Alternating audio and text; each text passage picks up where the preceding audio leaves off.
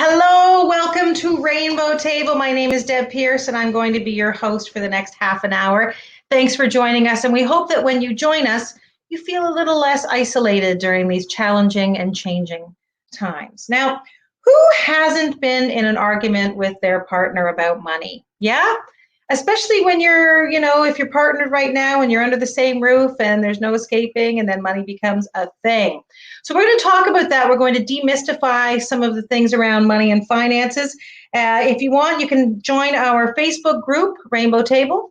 You can go to egal.ca/Rainbow Table, and you can watch past episodes there, or you can watch them on the website. So without further ado, we have two folks from TD with us today. Our first guest is going to be Marc-Antoine Sommier. Let's bring Marc-Antoine on the screen right now. Hey. Hey, Deb. All right, so you're the regional manager of LGBTQ2 plus business development, and your primary role is to serve as a trusted liaison between TD and the 2S LGBTQI communities. So who would be better to speak to today about spring cleaning and dusting off your finances? Tell us a little bit about yourself. Thank you, Deb. And, talking about spring, it is April 21st. And for the folks joining from Ontario, it is snowing today. So to brighten up my space, I actually brought in the daffodils from the garden to make it a little bit brighter and a little bit more fun for all of you today. But, thank you so much for including us. Rao and I are delighted to be part of the Rainbow Table. Let me tell you a little bit about my role. So as regional manager, as you said, for LGBTQ2 plus business development, my role is to serve as a trusted liaison between TD and the LGBTQ2 plus community. In addition to my deep understanding of the community itself, I rely on my ability to create a strong relationship with its members and fully discover their needs. I'm fortunate to have the opportunity to work closely with a wide range of talented colleagues like Rao from multiple business lines, including personal banking, business banking, and TD Wealth. This helps me to provide our clients with the best wealth advice and exceptional service they deserve. I'm happy to share that I have 4 colleagues across the country: Grant, Tyler, Rupert, and Martin, supporting our clients coast to coast. As part of this, I work hard to stay in touch with the community at large, and I'm fortunate to work with the team at EGAL in bringing you this financial wellness session.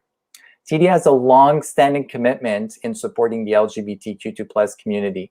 We're dedicated to drive progress towards a more inclusive and equitable tomorrow by leveraging our business, philanthropy, and our people. In response to the challenging times that our communities are facing right now, the TD Ready Commitment, our global corporate citizenship platform, played an instrumental role in supporting our communities during this time of great need. We're committed to helping people feel more confident about their financial health.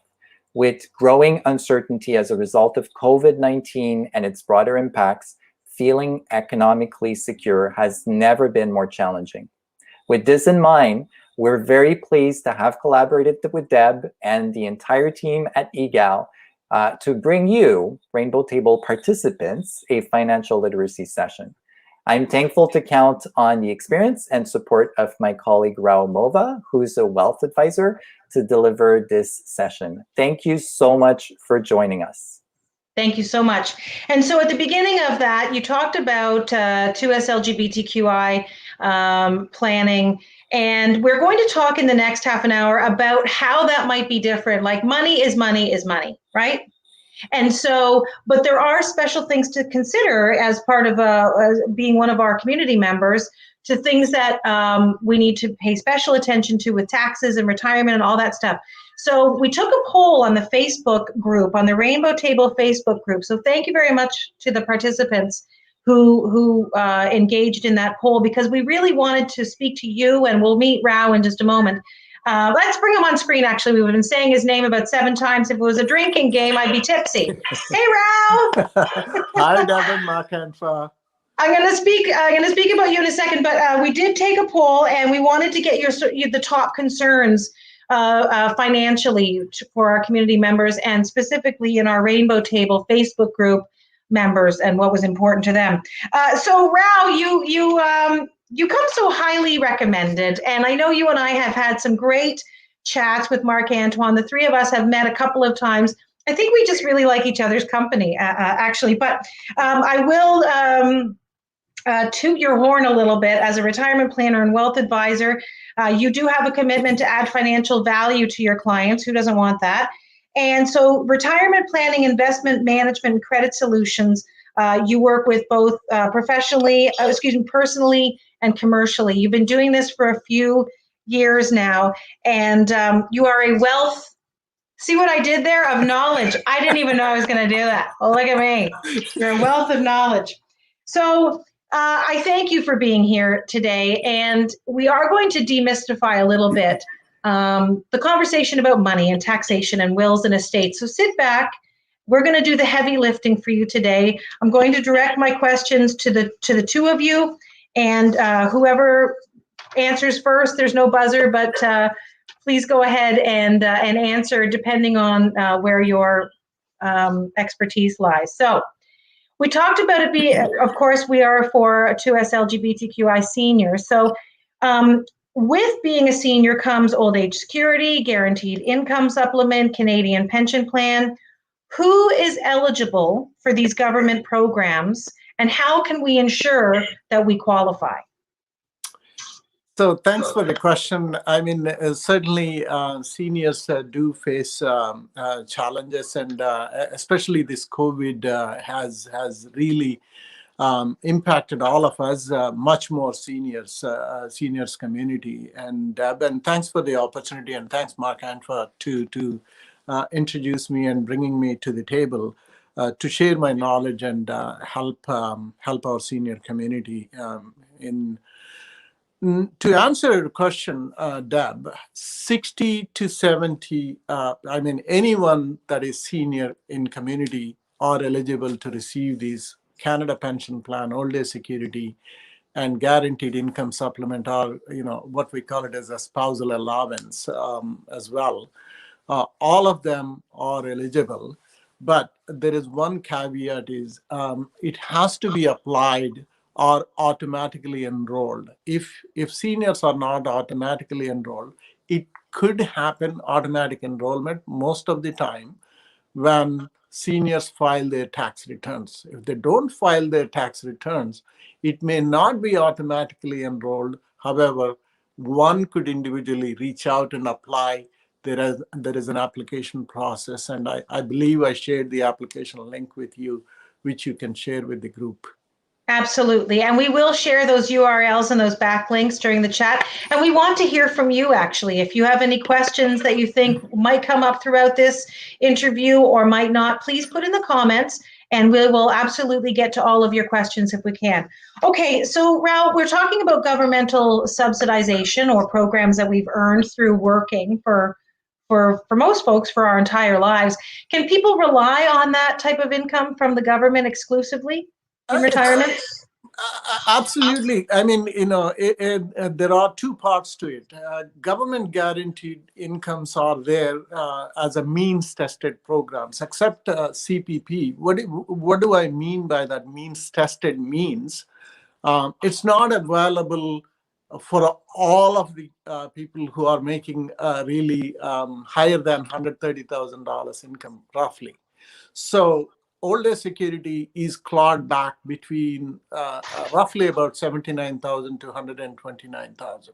So those who are making combined income $79,000 or below would be able to receive Old Age Security and the supplemental benefits. Actually, there are again minimum income thresholds that needs to be met and qualified for especially for guaranteed income supplement and allowance, what we call it as a spousal allowance.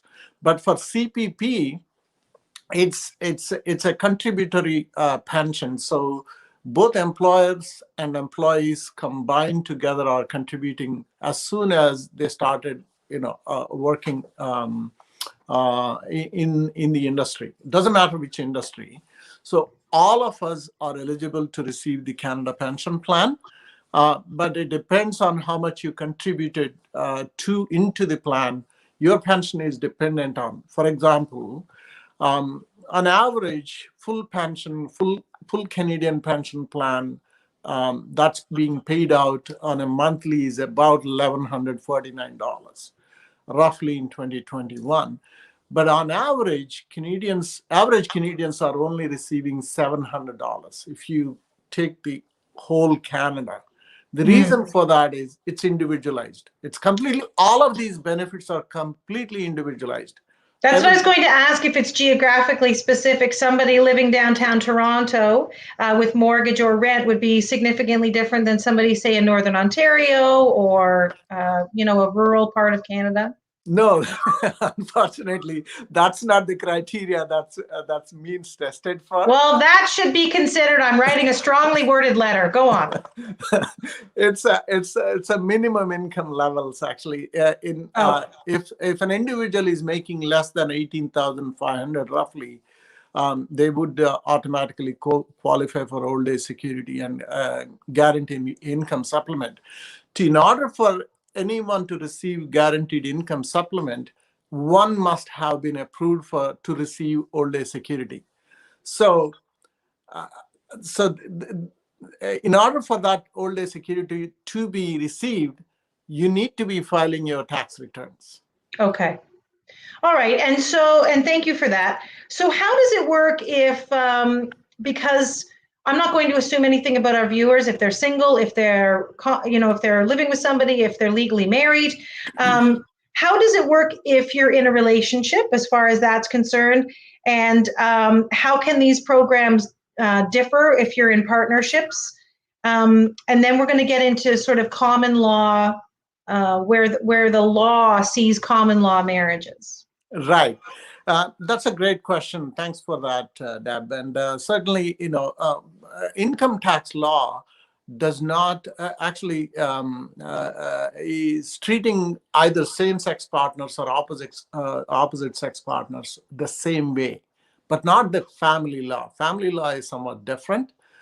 So we can certainly talk about when it comes to CPD, old age security, guaranteed income supplement, regardless of your marital status, you are eligible. So that's individualized. That's not partnered. Individualized or common law partner or married, it will be treated the same way to test the means of the income levels. I don't know what that means. What that means is the minimum income threshold, whether or not the individual met the income threshold, whether, regardless of this particular individual is in a common law relationship or marital relationship or same-sex marriage or opposite sex marriage, regardless, it's the income that matters here when it comes to income tax rules or eligibility criteria for these old age security, guaranteed income supplement, or spousal allowance. Okay. So there are three things or markers, I would say, that are important for our viewers. If you are receiving, if your combined income is, regardless of your relationship, about $44,000, you are eligible. If you are an individual not in a relationship and you are your income is less than $19,000, you are eligible to receive all of these benefits. So, I'm not sure if you have any further questions on that. No, I do.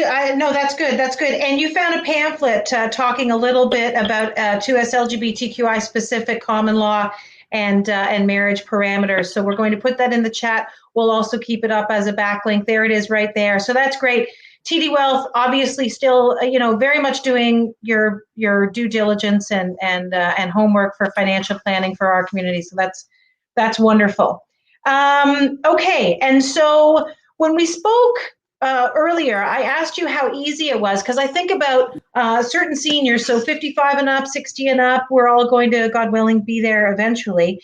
And I know how exciting it is to get that little brown envelope of excitement, but how easy is it for folks to sign up for direct deposit, especially if you want to be particularly less, less points of contact right now during COVID? Yeah, it's actually strongly recommended to have a direct deposits, because government is coming up with so many programs. It's very hard to really execute all the programs from the government and receiving them and taking them to the bank, financial institutions. So how do Whatever people it do is, that? it eliminates all of that. If you can enroll into direct deposit, that will help not only from the tax perspective, but receiving all the benefits, GST, HST tax credits, and child tax benefits, and tax Excellent. refunds. And And so, Marc-Antoine, how easy is that for somebody to do, and what do they do? Unmute. I'm going to get a T-shirt. You're on mute. I'm I didn't making want a to T-shirt. create any background noise. No, you're perfect. You look, I'm loving your staging. It's really, it's making mine. I've got to find daffodils. How easy we understand how easy it is. How do folks go about switching over from those exciting envelopes from the government to direct deposit? Yeah, so all the resources are really available on the Canada Revenue Agency website. So if they haven't visited that website yet, we recommend to visit. And if they don't have an online profile, to create their online profile. And all the information is very easy to follow. We also have some links on our own website to just make it easy in terms of enrolling if you are a TD client. But the first step would be to visit the Canada Revenue Agency website. Thank you. Follow the steps there. Perfect. Who says money isn't sexy? This is sexy. My goodness, we are sort of demystifying it, because I have to say, in relationships that I've had, as great as the communication and everything can be, talking about money is super stressful. And so if we can sort of demystify it a little bit for folks watching, then we've done our job today. I say that just as we get into the delightful topic of wills and estates. So nobody wants to talk about that. Nobody wants to think about that. I know, Marc-Antoine, I believe you gave a staggering statistic on how many folks don't have wills in Canada. Just quickly, what is that number again? Yeah, based on the latest number that we have, 1 out of 2 Canadian doesn't have a will or an updated will. And this is one of the reasons that we wanted to bring also this topic today. Yeah. And maybe you think you don't have enough equity, or you don't, your investments aren't going to add up to much. It doesn't really have to necessarily be about what you're going to be leaving somebody else because you don't think you have it. It really is kind of keeping things tight and tidied, and we're going to talk about that now. So one of my questions is, who needs a will, Rao? Of course, everybody needs a will. At least who is a major and owns any type of assets in Canada or anywhere in the world must have a will. And if there is no will, there are pros and cons, Deb. What are they? So if someone passes away, I mean, as Marc-Antoine mentioned, more than 50% of Canadians don't have a valid will. That's a wild. sad fact. So the things could get very complex if the assets are cross-border and not just in Canada, and more often than not with the communities that we have across Canada. Several immigrants immigrated from several different countries still own assets in foreign countries, and there's a lot of things lots of things to think about of who and why. Exactly.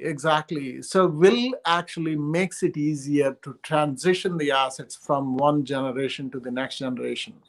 And if you don't have a will, more often than not, your wishes may not be carried the way you intended them to be.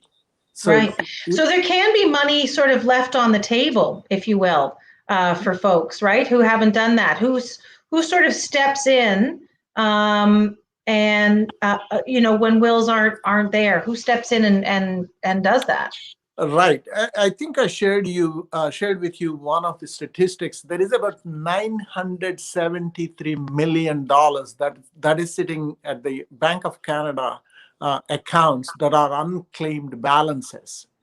Unclaimed balances that are sitting 973 million, almost $1 billion. Wow. $1 billion. And there is these are stemming from about 2.5 million Canadians that never paid attention to this money. So what is that telling you? So Right. we often ignore or really don't pay attention to our future affairs. Now, if we don't, some seniors, they may not have been able to or chosen to become parents, because I think parents will think of an executor as potentially an offspring, right? Right. Maybe the prodigal son, maybe split in different ways. Now, if you are potentially a senior without family around or without a child around, how do we go about choosing an executor? There are a few things that you need to consider when you are choosing an executor. Executor is what we call it as a highest fiduciary responsibility. It's equivalent of there are so many intricate things that needed to be executed by executors. So that's exactly the reason why it's not easy. It's super complex. Those who have actually being executor would know how complex it is, to collect the information, to work with the financial institutions, to work with the beneficiaries, and file tax returns. All of these things had to be carried out by the executor. It's a noble responsibility, highest fiduciary responsibility. So what things to consider when you are choosing an executor is someone younger than the individual who is appointing the executor, number one. Okay. Two, depending on the complexity of your estate, how sophisticated this individual is in administering the estate, number two. Number three, there are some tax laws applies. If I'm living in Canada, if I choose to appoint my son who is living in Europe, and if I pass away, my entire estate becomes the estate of the country that my son lives in. Not Interesting. Not Canadian tax laws that apply. For example, in Canada, we don't have estate tax. We do have a probate fee that we needed to pay. We don't have estate tax. But so is an estate tax the cap on your capital? Is that what right. is an estate tax placed on? That's right. I don't understand that. The estate tax applies to all of the U.S. citizens, actually. So the estate no, personally, if I have an estate tax, what is being taxed? Right now, we don't have an estate tax. However, what we call it as if someone passes away, all of the estate, all of the assets in the estate of the individual are deemed disposition, meaning, so they are treated like as if it is sold on the day of death. That means whatever the capital gains that accrued in the real estate, in the stocks and bonds, in the other assets, will be triggered, number one. Number two, registered retirement savings plan will be deemed disposition and added as an income to the estate. That means your income, even if you have no income in the year, if you carry RRSP or RRIF assets, they'll be treated as your income in the year of death. That means Got so it. you are triggering taxes, but that does not how actually US treats the assets of individuals. It's completely different. So that's the reason why it's important to have the conversation and have a valid will or update your. And this also why it's important to have a Rao and a Marc Antoine, because some of this, you don't know what you don't know. And speaking of, if we have anyone from the audience, we're just about to wrap up this spring cleaning your finances. I have 2 questions today. Okay. Wow, that's amazing. So here we go. Marc Antoine, we'll have you answer the first one. How do I claim my partner on my taxes if I haven't done so before? I think we covered that right at the beginning, but we can do that. And how will that affect anything? Claiming your partner on your taxes. So the word partner is something that we qualified, Wesley, at the beginning, sort of partner. I never said roommate, but partner, common law, or spouse, right? So what are some of those things? Let's circle back to that one, Marc Antoine, for Wesley. Yeah, so I'm gonna bring in Rao for the first question. But Okay. whenever you're filing your taxes, and there's different ways to file your tax, if you're not sure or you have a little bit more of a complex situation, it's always good to also reach out to a professional accountant that can help Right. you navigate through the steps, especially if your situation is changing, like Wesley's mentioning around, adding his partner to his tax. So Rao, I don't know if you want to tune in on maybe the difference of, how we file taxes with our Yeah, just quickly, partners. because we're wrapping up. Yeah, I mean, quickly, each year when you're filing tax returns, you need to specify your status, marital status, whether you're single or married, or common law, whatever the your relationship that's applicable to you. You specify that in the tax return when you're filing. And that automatically triggers actually all of the tax credits. For example, if you are living in a common law or spousal relationship, there is a benefit credit actually that's applied to the couples. So you will be able to claim that. If you don't claim that as a common law spouse relationship, then you will not be able to claim that dependent credit, tax credit. So each situation is unique. So as Mark Antoine suggested, it may have to be discussed individually, but we'd be happy to, given the time constraint we have. Excellent. Yeah. And Okay, I thank you. can And quickly, as a young queer person, they're wondering, how can they, is there something, I'm going to ask both of you, Marc Antoine and Rao, just for one answer each, please. As a younger queer person, how can somebody prepare for their finances for when they're getting older? Maybe the inference is investment, saving, tucking away, under the mattress. I'm not sure what you're going to say about that, but what's something for the younger folks in their 20s to start thinking about their future?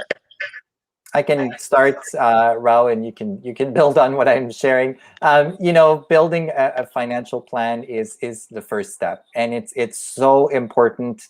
And it's really about sitting with a financial advisor or financial planner. Usually, all the financial institutions across the country would offer that. If you can book, most likely, I can speak on behalf of TD, an appointment even remotely now with a financial Great. advisor. And it's to really look at where is your situation today, and what your goal is for the future. But having that financial plan helps you navigate through all the steps of building for a better future. And Thank you. we often push it in the at the last minute, but it's the best time to start is really now. Yeah, that's a great question from the younger folks. If we could all do it all again, the question, what would you tell your younger self? The answer isn't generally like save money. It's more like, I wish I'd taken things a little more easy. But I really think the takeaway for part of that is to plan for your future. And Rao, what would your suggestion be if it's different than Marc Antoine's? Maybe it's the same. Certainly I echo what Marc Antoine said. Think of your financial future is being launched from a launching pad, and just like a plane launched from the airport launching pad, and it's the same way. A runaway helps the plane takes off.